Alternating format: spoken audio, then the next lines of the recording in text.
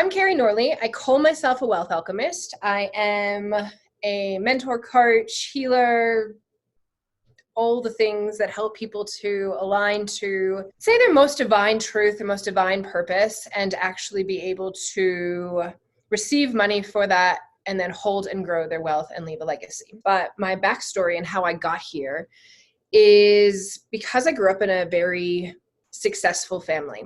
My grandfather was like a, 20 something, early 20s in the produce industry. His father was in the produce industry and he used to stock shelves. And at some point he was invited to California for a job interview for the vice president of Safeway. And on his way from Ohio to California, he stopped in Chicago to buy a car. And that was the pinnacle turning point for his life, because when he came back to pick it up, these men who were speaking, I'm from a Jewish family, I'm Jewish, and my grandfather could speak Yiddish. And so when he went to go buy the car, these two men in Yiddish said to him, let the schmuck have the dealership and he'll run it into the ground and then we'll buy it from him and we'll make more money. Well, he knew nothing about cars, but the man knows how to build a relationship and how to really just create relationships and to support himself with people who knew better. So this was back in 1930s when cars were first new in the industry, right? It was a whole new industry, and he bought the dealership and he ended up becoming the number one Chevrolet dealer in the world.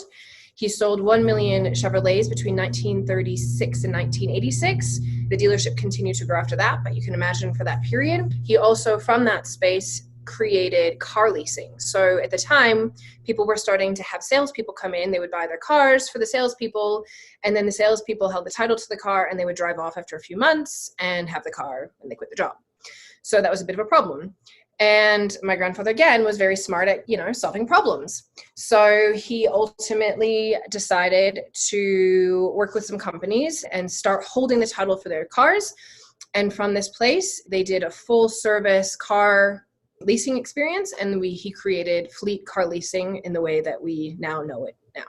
So there was a lot of success. And then from that, there was also multi-businesses, because once you're an entrepreneur and once you're in business, one's never enough. And so whenever he saw a need, fill a need, he did it. And he was also brought into big companies to help them to turn things around at different times and things like that. So I share from a space of wealth coming from a very successful family and understanding what it's like to grow up in opulence, I will say, as compared to the rest of the world, in privilege and in wealth and in legacy. And this is the part for me where it's so important and why I love talking about this, because I know the impact that both of my grandparents individually and collectively and everybody in my family has made to this planet. And I know the impact that one person can have. And so often we will all sit and have this conversation in our minds, like, I'm only one person, what can I do? I'm only one person, what can I do? And when I look at what my one grandmother or my one grandfather did, or like millions of lives have been impacted. Just think about the automobile industry in and of itself, never mind the rest of the legacy that they created because of their financial abundance to be able to give back. And so that is a little bit about me. So from there, I started going into, I was an early childhood teacher by university degree, because my mom said you have to go to school and get a degree. And then I started into my energy work and my healing work and stuff about 17 years ago now. And I remember when I first started doing my NLP training, neuro-linguistic programming training, that must have been about 15 years ago. And a lot of people kept saying to me, Carrie, you're such a good manifester. And I was like, yeah, I guess I am. Maybe I should figure out how to consciously do that. And so I started this journey of figuring out how to consciously manifest, because what I've realized is that I learned all the principles growing up, but I didn't know them consciously. So it's like we have these imprints no matter what, right? Like we have the imprint of poor, we have the imprint of rich, we have the imprint of woman, of man, whatever, all of the different ways that we can be imprinted and told how we are supposed to show up in this world. And so I went on this journey to consciously understand it. And I dove, and I've been diving ever since into this world. And so not just on the mindset level, which is where I started, but I mean, from every level, from all the energy, I look at body, I look at the physical aspect of our homes, our environment, toxicity in our life in all areas, quantum healing, emotional clearing, like from every single aspect, how to shift our energy in order to be in the energy of wealth or that which you desire. So that's a little bit about me. in a nutshell. So I have pulled up here, I'm going to read for you for a second. It's from my book. So I've written a book called The New Wealth, How to Magnetize Abundance, Hold Your Wealth, and Leave a Legacy. And this chapter has just gotten an upgrade. But this was the definition. This is how it started originally anyway. So this is the definition of a legacy. The etymology is actually what I've done, which is the source of the word. It is a body of persons sent on a mission, from medieval Latin. And from Latin, it is ambassador, envoy, deputy. It's a noun used with a commission, appoint as a deputy, or appoint by a last will. There's a sense of property left by will, a gift by will. So what I wrote after that is, so according to its origin, summed up, legacy is to be sent on a mission, to be appointed by last will, or as a sense of property left by will. So the next thing I thought about was, what if we turn that into, we are all on a divine mission from source, and our souls are here with a divine purpose, and what you are leaving by will is your impact, which is your energetic blueprint on this planet. And what if your legacy is whether or not you choose love or fear? Right? So I started to look at it like an energetic blueprint, because so many things that we can look at around legacy, which we're going to talk about in a second, but ultimately we don't have to do anything to leave a legacy, right? Like we don't have to do anything. We just have to be ourselves. And the imprint that we make is our legacy. And so it really got me starting to think about, what is the legacy? What's the energetic blueprint you're leaving? Are you leaving the energetic blueprint that you really desire? Are you really being the version of yourself that you desire, so that when you look back at your life, at the end of your life, you're like, yes, I left the most amazing version. I've lived my life most fully. I have shown up the way that everything that I could. And that's that's this beautiful piece of legacy. Then I started to look at, when we leave this energetic blueprint, there are 4 different types of legacy. So the first one, I would say, and not in any order, is energetic legacy. So again, that's your blueprint. What are you doing on this planet as in your own energy to create the vision of the world that you desire? If that's in your family, if that's in your own personal life, or if that's bigger than that, right? Also, an energetic legacy, we can look at how we give our time. So people have asked, do you have to be rich to leave a legacy? Do you have to have a lot of money to leave a legacy? No, you can give your time and your energy. And this was an interesting thing I started writing about yesterday. This was like all this stuff just started downloading yesterday. But like you can look at energetic legacy. Mother Teresa left an amazing legacy on this planet. And you wouldn't say that she was amazing at getting money. She was an amazing philanthropist. That's the word I'm trying to get out. And she could collect money, millions and millions of dollars to help the people, but she didn't have it. And she gave of her time and her energy. Now, here's the thing that I want to bring as a little point, as a side note that started to come through yesterday, especially in this world, especially probably in some people in here or in the spiritual community. So often people think that when we start to get into energetic legacy, it's like they are going to be a better person on the world if they're broke doing it, right? If I'm broke and if I do it, like I'm giving as much as I possibly can, all my time, all my energy, and I don't need money because that's bad, or people who have money are bad or whatever, it's no better for the planet and no better for you. Your time and your energy are your time and your energy, and you can change the planet and you can have an impact on the planet with or without money. Your choice. And so I invite you to really think about that consideration, because it's like almost like Mother Teresa complex that like I'm a better legacy giver if I do it broke in the spiritual world, right? It's kind of a complex, but it's not true. Or it can be true if you want it to be true. And the same truth can be true if you want it to be the opposite way, if you want to give from an abundant place and share your legacy that way. So I'm just going to invite you into paying attention to your own mindset and your own thought process around, do I feel like I'm a better person if I do it because I'm giving so much that I actually end up drained, or that I first fill my own cup in my own bucket and give from a place of fullness on all levels, from your own energy, from your own finances, from all these places, and then give, right? So that's just something to consider. And the next piece, number 2 of the legacy, is family legacy, something I've had a strong belief on for a long time. And in family legacy, it's basically what's passed down from generation to generation. And so can we change it? Can we change this? And yes, we absolutely 100% can. And the thing that I used to think, so I said to you, when I first started this journey, I was doing it from a health perspective. I was in massage, nutrition, flower essences, Chinese medicine, all of it. Iridology, I did the whole thing. the whole health thing. And so I remember, though, when I first started to look into it and I started to dive into the metaphysical aspects of what happens in our bodies to create dis-ease, right? And so often we are taught that our DNA, once passed down, if our family has cancer, if our family has heart disease, if our family has obesity, if our family has mental health issues, that we are automatically going to get it because it's in our DNA. And so when I started to think about that, because I have this belief, this absolute belief that we create our reality in all ways, and our bodies and all accidents and all things that come to us are there as a lesson for us, as a growth experience, right? And so we get to look at that, like, why did I fall over and hurt my right ankle? Why did I blah, blah, blah, and break my left wrist? Why did I, and what's the message for me in that?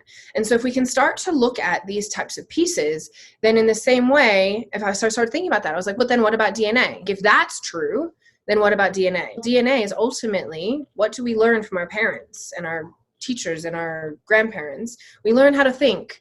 We are conditioned from the day we are, not even before we are born, we are conditioned at how to think, how to show up, and how to be in the world. And so ultimately, our beliefs are brought to us through our ancestral line. And if those beliefs are what led to the illness in the first place, then that's going to be what's brought down. And so when we start to shift our beliefs, we can start to shift our DNA, and we can start to shift the ancestral patterns that come to us and completely change our ancestral line. I fully 100% believe that. And one of the things I'm currently working on personally is mental health stuff. Like, so my mom is bipolar, and this year I've really started to see the places that I act bipolar and how that has really started to affect me. But then more also, and the reason that this became so important to me was I was seeing it in my son, who is 8, just turned 8. And over the years, I've seen it in him. But really, I was like, oh, I could start to see his poor, sweet little mind do the things that mine did. And I could start to see it in myself. And I was like, I don't want this for you anymore.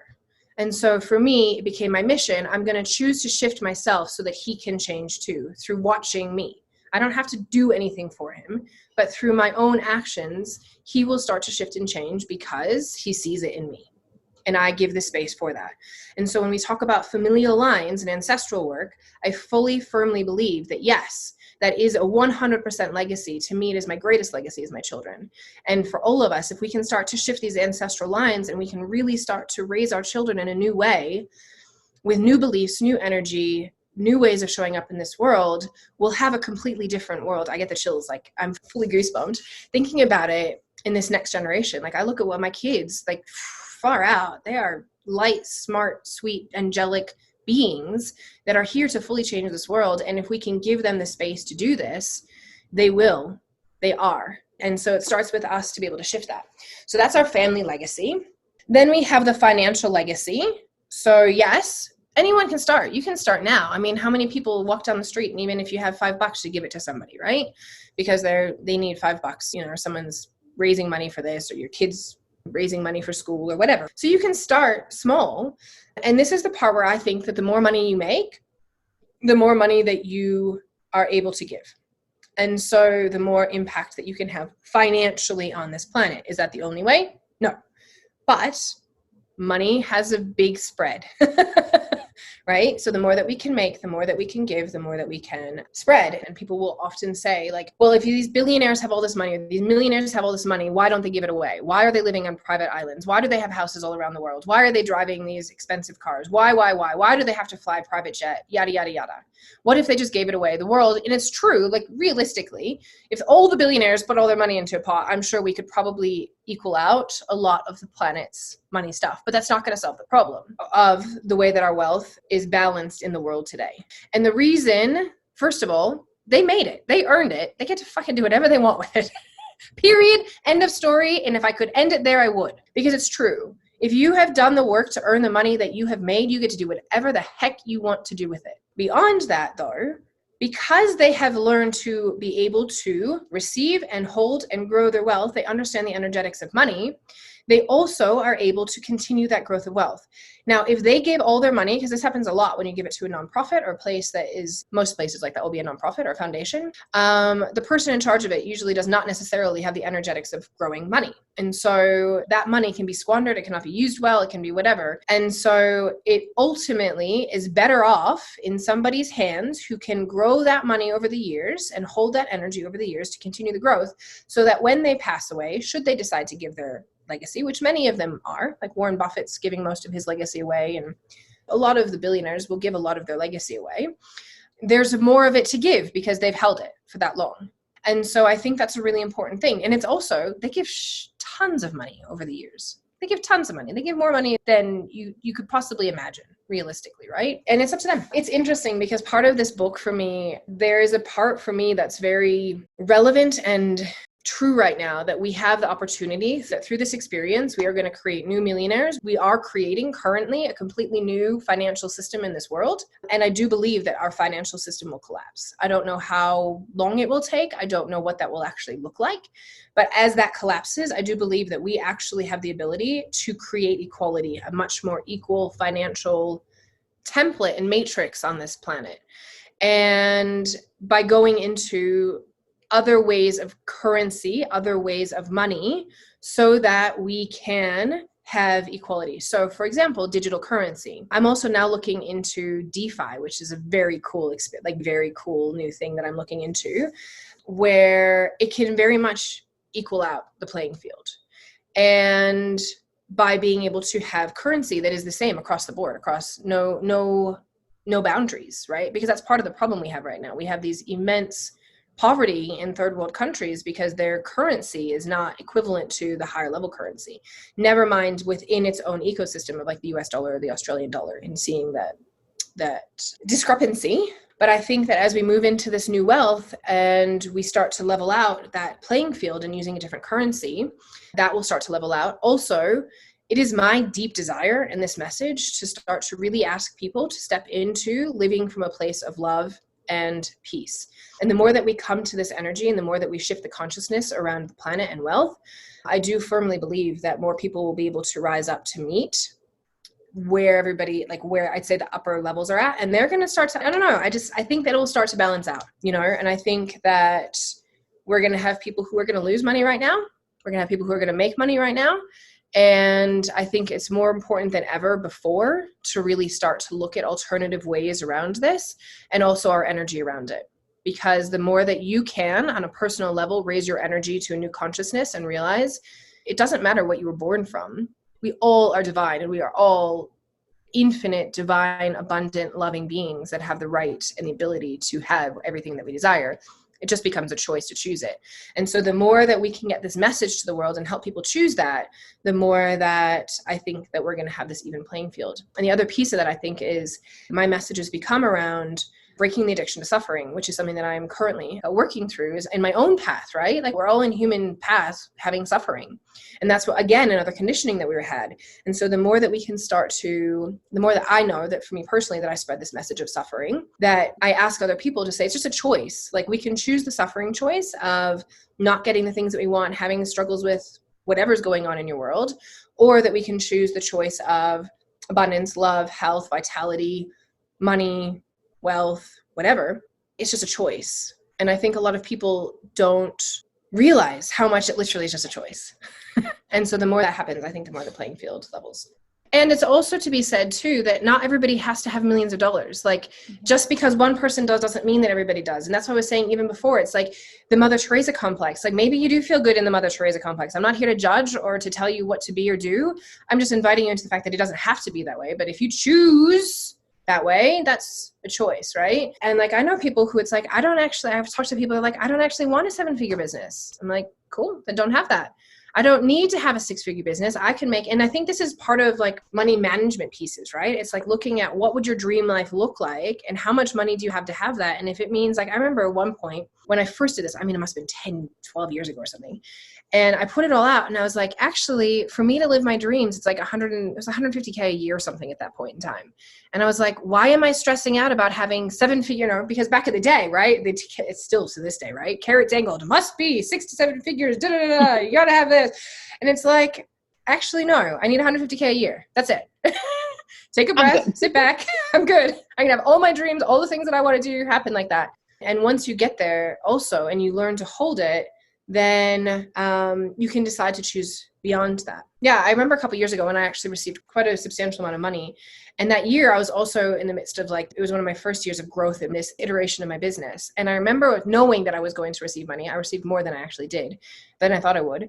And having to think at the beginning of the year, I'm like, I have to consider in this, not only do I want to make my 100K or whatever it was, I also have to consider the other hundreds of thousands of dollars that I'm now going to bring in. And it was a struggle. I didn't hit my financial goal in my business that year because I brought in so much money otherwise that I couldn't actually energetically match it.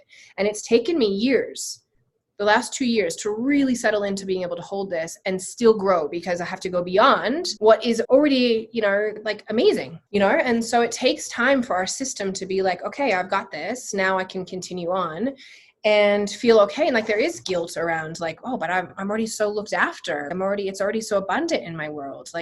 What about, and I've had to deal with that. The same as even other people who haven't, oh, but if I make more, am I going to take more from others? All of these things. And it's not true either. It's an abundant society that we live in, that we all get to be abundant. And there's enough. If we all want to be millionaires, I firmly believe there's enough for us, all of us, to be millionaires. It's just a matter of learning as more and more money comes in. And this is where growing it, I will say, is easier than receiving lump sums, right? Because as you grow it, you're going to grow your energy to hold it as you go.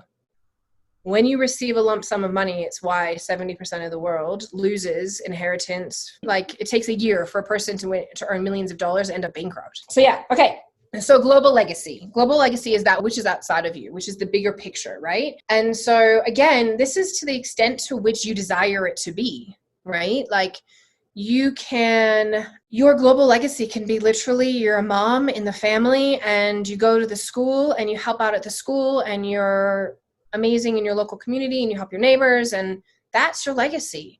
And that's perfect. There's no right or wrong to any of this, right? And it could be that you're I know that my message and my mission is far bigger than me, than my house, than my city, than my state, than my country. It's global. I have a global reach because on purpose, I chose that because I knew that this message and this mission is bigger than that. But it doesn't have to be that. And also, again, that has nothing to do with finances. Nothing to do with anything except for the fact that I decided that I have a voice and it needs to be heard in this world.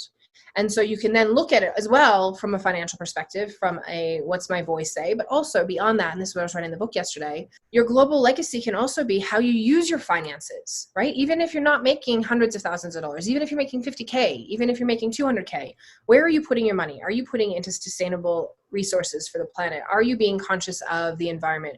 Are you being conscious of whatever, I'd say, passions that you have, right? Do you feel connected with women who've been domestic violence? Do you feel connected with the environment? Do you feel connected with, right now, we're going to talk about child pedophilia and, disappearance of kids and all these things. Where do you feel that your energy, time, and money can go? And start to put it into those places, and or start to look at, if I'm investing money, am I investing it into places that are going to help the planet be a better place, or your energy? So you can have it from all those perspectives. It doesn't have to be your voice, but your voice is important. And the other thing I wrote just now as we got into the book was, a lot of people get afraid to. A lot of people, it's at this point, yes, I know that I have a bigger message and a mission on this planet, but the fear is what stops you. And it's you can choose to swallow back in, or you can choose to go through the fear and say, my message is more important to this, that I share this with the message with the world than it is to sink into my own fear. So those are the four types of legacy. So if you would like, I'd love to do a little activation into legacy. So I invite you all just to take a moment and close your eyes, taking a deep breath in. And as you're just taking these breaths in, just take a moment to have you consider, what's the energetic blueprint, or what's the legacy that you desire to leave on this planet? Who do you choose to show up to be? What's your passions? Where is your heart drawn to serve? Just taking another deep breath in, really feeling into your heart, bringing it into your heart and asking it, what's the legacy that I'm here to leave? What's the blueprint And then I'm going to ask you to go out into the future. So if you don't know about timeline work, just imagine that there is a timeline in front of you or behind you or wherever it is. See where your future is and see where your past is. There is no right or wrong in this. Just trust yourself to know that you have a future and a past. And I'm going to ask you, now that you know where your future is, to zoom out into your future, out to the end of your life. And then I invite you to just turn around and look back at your life and see one place that you showed up, living this legacy, leaving this blueprint, being you in the fullest expression of yourself, and see the ripple that was created because of that. See the lives that you touched because of this one moment in your life. And now see another moment, another time in which you were being this divine, energetic blueprint that you were here to be, that you were serving from a place from your heart, in whatever capacity that your heart is asking you to serve right here and right now, knowing that, of course, it can shift and change as time goes on, and see the ripple that that has created. See the lives that has touched. And then see the ripple that that created. See that those lives, right? Because your ripple, the person, you help one person, they help another person, they help another person. It's so beautiful. None of this is ours. None of this content, none of this, any of this, right? It's an energy being shared across the planet right now. And then just taking a moment to see your entire timeline lit up with your specific energy, your specific blueprint, your legacy in the here, in the now. It can come from your work. It can come from your philanthropic work. It can come from being a mother, a father, a sister, a brother, a friend, a soul sister. And then feel that expand out into your community. Feel your heart expand out into the state. Feel your heart expand all the way out, filling your whole country with your energy, your divine blueprint, your legacy, just for simply being you. See that light sparkle all around the globe, maybe even into the other dimensions. And knowing that together, as we are all here together, connected in this divine web, each of us lighting each other up with our own divine blueprint, with our own legacy, with our own mission, with our own purpose, feeling the interconnectedness of it all. Knowing that this is here for you at any given point in time, bringing it back, bringing this light, bringing this energy back into your planet, back into the country, back into your state, back into the community, back into your home, back into your heart. And feeling that beautiful energy, this beautiful light glowing inside of you, turning it up just a little bit more inside of you right now. I invite you to think of, or to ask yourself, what's the next aligned action I can take today towards leaving this legacy, leaving this blueprint, being this person, embodying every single piece of the person that I get to be in order to leave this legacy on the planet. And then as you come back into the room, wiggle your fingers, wiggle your toes, opening your eyes. And if you want to just take a second, what's your next aligned action? Really good to activate it and really make the commitment that this is the action you're going to take. And that's it. Like, it can be it's not simple, and yet it is simple, right? It can be that simple for us to leave a legacy. And if we really, I don't know, I just think every day if I show up and be the best version of myself, that can be in and of itself. And I know for me, and this was something I was writing about in the book, was around, like, I've had my own guilt around, because my family is such a philanthropic family. Like, they've raised and donated millions of dollars, and they've been involved in boards across the world. Like, that's how I was raised. And over these last few years, I haven't been doing philanthropic work. I haven't been doing charity work, right? And I just haven't had anything that, like, it sparked me that I was like, yes, this is the thing that I want to go sink my teeth into and give my time to. And I've had guilt around it, but I've started to just be like an acceptance of, this is my work. There's nothing more important to me right now than showing up and delivering this message. And sometimes it's free. Sometimes I give a lot away. And sometimes I get paid for it. But either way, it's still the legacy. And I think we get to also kind of break that mold, you know, like, and I even said it, I started with my grandfather. His legacy was actually, part of it was he literally helped form the automotive industry. Yeah. He got paid a lot of money to do that. Does it make it less of an impact or legacy? No. And then from there, his philanthropic work was immense, right? Like they donated millions of dollars across Chicago, and his names are across walls and places. But we can have it be. And I think, again, this comes to this place where it's fill our own cup first, right? And from our own cup, and our overflowing cup, we can then give to others. And so for me, this mission personally is like the number one. And then once this is all like, it's got its everything and its legs, and it's somehow managing to do things far with less of my needing to be in it all the time. Right? And I have more time for it. I don't have kids that are, you know, young and needing my energy as well. And I have time for it. Like it's, you know, there's a time and space, I think, for everything. And I think that, again, it gets to be what we decide it to be when we decide it to be. And there's no right or wrong to it. There isn't a tipping point. It's just, how do you show up today to be the best version of yourself and show up to be whatever that legacy is that you want to leave in the future? And so, you know, I think the world always delivers. Like, and I think, you know, like anything, we get to step into what we're being asked of, and we would never be asked to do something that we couldn't deliver. And I think that is such a critical point of bringing the new earth down, bringing the new wealth down, bringing our missions, creating this legacy, because it's like we're always being divinely guided, you know, and it's when we don't listen that we get off track, and then ultimately we don't get to leave the legacy that we truly are here to leave. Like I was saying before, I haven't felt aligned to go and give my time yet. It's not because I don't want to. It's because there's nothing that's come into my world that's been like, oh, that feels fuck yes to go do. And I do little bits and bobs here and there, but nothing like that I've sunk my teeth into. And I think it's so important that we don't just give for the sake of giving, because like I feel like I have to or I should. Like that's just another should or have to in life. When you listen to things like this, especially when they're new conversations, look into like what's the biggest takeaway and then take action on it. You know, like otherwise there's just an hour of your time gone. I mean, like whatever happened already has been an integration, or has been an activation, and will spark something in you, but it'll be even more powerful if you take action on it, and even in an inaction, right? Even if that's meditate or whatever. Have a wonderful week, everybody, wherever you are in the world. And I will see you next week.